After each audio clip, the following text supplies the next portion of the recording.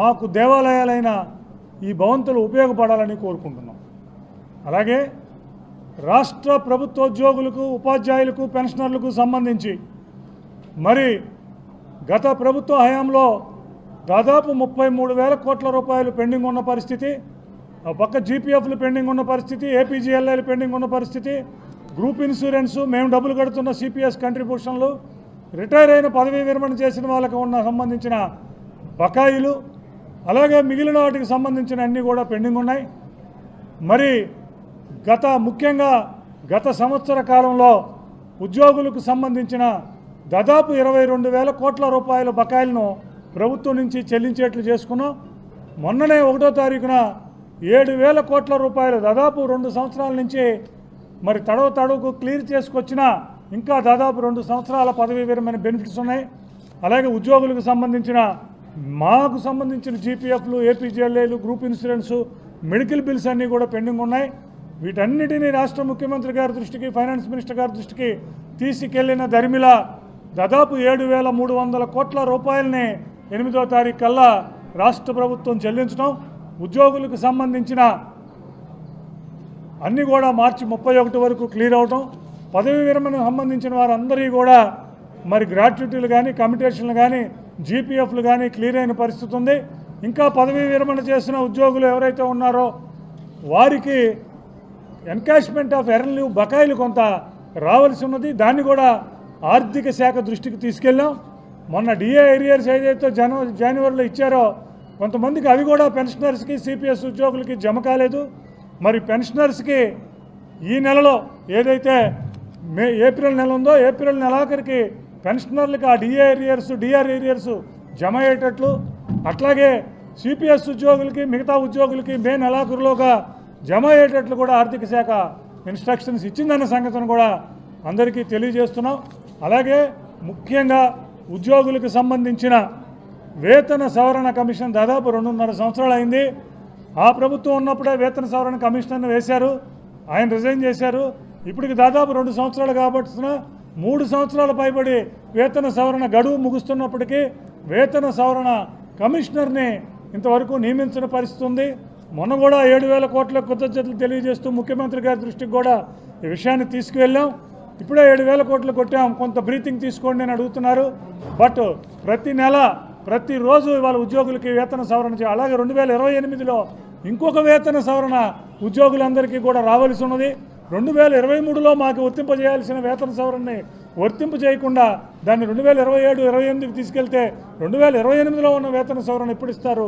వేతన సవరణ కమిషనర్నే నియమించకపోతే వేతన సవరణ కమిషన్ రిపోర్ట్ ఎప్పుడు వస్తుంది? ఫిట్మెంట్ ఎప్పుడు వస్తుంది? వేతన సవరణ ఎప్పుడు జరుగుద్ది అన్న విషయాన్ని కూడా రాష్ట్ర ప్రభుత్వాన్ని ప్రశ్నిస్తున్నాం. అట్లాగే మాకు ఇప్పుడు 2018లో ఏదైతే వేతన సవరణ జరిగిందో 2018 రేట్స్ మీద ఇవాళ ఉద్యోగులంతా ఉన్నారు. మరి ఇప్పటికి దాదాపు 8 సంవత్సరాలు అయింది. మరి ధరలన్నీ పెరిగినాయి.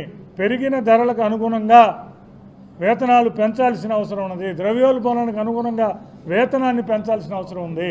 అందుకని వేతన సవరణ కమిషనర్ని అపాయింట్ చేయాలని, ఇంటీరియం రిలీఫ్ డిక్లేర్ చేయాలని ఏపీ ఎన్జిఓ పక్షాన, అలాగే ఏపీ జేఏసీ పక్షాన కూడా మేము రాష్ట్ర ప్రభుత్వాన్ని కోరుతున్నాం. అలాగే ఏదైతే ఒకటి అటు జీపీఎఫ్లు, ఏపీజీఎల్ఐలు, గ్రూప్ ఇన్సూరెన్స్లు, మెడికల్ బిల్స్, పెన్షన్లకు సంబంధించిన పదవీ విరమణలు ఇవన్నీ ఒక 2 నెలలకు ఒకసారి తడవకు బకాయిలన్నీ క్లియర్ చేసుకొస్తున్నందుకు, మొన్న 7,000 కోట్ల రూపాయల బకాయిలు చెల్లించినందుకు కూడా రాష్ట్ర ముఖ్యమంత్రి నారా చంద్రబాబు నాయుడు గారికి, ఆర్థిక శాఖ మంత్రులు మరి పయ్యావుల కేశవ్ గారికి, చీఫ్ సెక్రటరీ గారికి, సంబంధిత అధికారులందరికీ కూడా ధన్యవాదాలు తెలియజేస్తున్నాం. అట్లాగే ఉద్యోగులకు సంబంధించిన సరెండర్ లీవ్ బకాయిలు కూడా దాదాపు 2022 నుంచి పెండింగ్ ఉన్నాయి. మరి అప్పటి నుంచి ఇంతవరకు చెల్లించిన పరిస్థితి లేదు.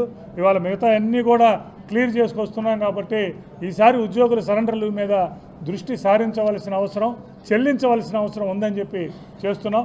అట్లాగే గురుకుల పాఠశాలలకు, సొసైటీలో ఉన్న వారికి, అలాగే ప్రభుత్వ రంగ సంస్థల్లో ఉన్న ఉద్యోగులందరికీ పదవీ విరమణ వయసు 60 నుంచి 62 పెంచమని అడిగాం. ముఖ్యమంత్రి గారు యాక్సెప్టెన్స్ ఇచ్చారు. జిఓఎం కూడా మంత్రులు కూడా దానికి ఇచ్చేశారు. మోస్ట్లీ ఒక నెల రోజుల్లోపే ఆ పదవీ విరమణ 60 నుంచి 62 చేసే ప్రక్రియ.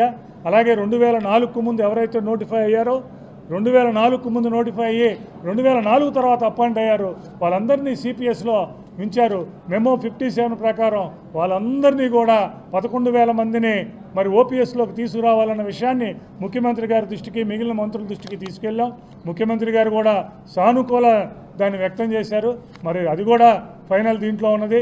మరి 11,000 మందికి ఏదైతే ఓపీఎస్ వర్తింప చేయాలో 57 ప్రకారం వారికి కూడా వర్తింప చేయాలని, అలాగే కాంట్రాక్ట్ అవుట్సోర్సింగ్ ఉద్యోగులకు ఎక్కువ ఇబ్బంది పడుతున్న పరిస్థితి ఉంది.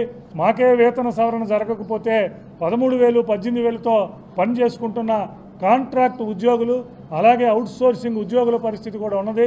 అందుకని కాంట్రాక్ట్ ఉద్యోగులకి అవుట్సోర్సింగ్ ఉద్యోగులకు ఏదైతే మినిమం టైం స్కేల్ ఉందో దాన్ని వర్తింప చేయాలని, వారికి 60 నుంచి 62 సంవత్సరాలకు పెంచాలని, ప్రభుత్వ పథకాలను అవుట్సోర్సింగ్ సిబ్బందికి వర్తింపజేస్తామని ప్రభుత్వం మేనిఫెస్టోలో కూడా ప్రకటించింది. కాబట్టి మరి అవుట్సోర్సింగ్ ఉద్యోగులకు మరి ప్రభుత్వ పథకాలు వర్తించేటట్లు చేయాలని, గ్రామ వార్డు సచివాలయ ఉద్యోగులు ఎవరైతే ఉన్నారో వాళ్ళకి నోషనల్ ఇంక్రిమెంట్స్ ఇవ్వాలని, ఏ అయితే ఈ డిమాండ్స్ అన్నీ ఉన్నాయో ఒక్కొక్కటి పరిష్కారం చేసుకుంటూ ఒక్కొక్కటి రాష్ట్ర ప్రభుత్వం దృష్టికి తీసుకెళ్తూ వస్తున్నాం. వీటన్నిటినీ అతి త్వరగా రాష్ట్ర ప్రభుత్వం పరిష్కారం చేయాలని చెప్పి కోరుకుంటున్నాం.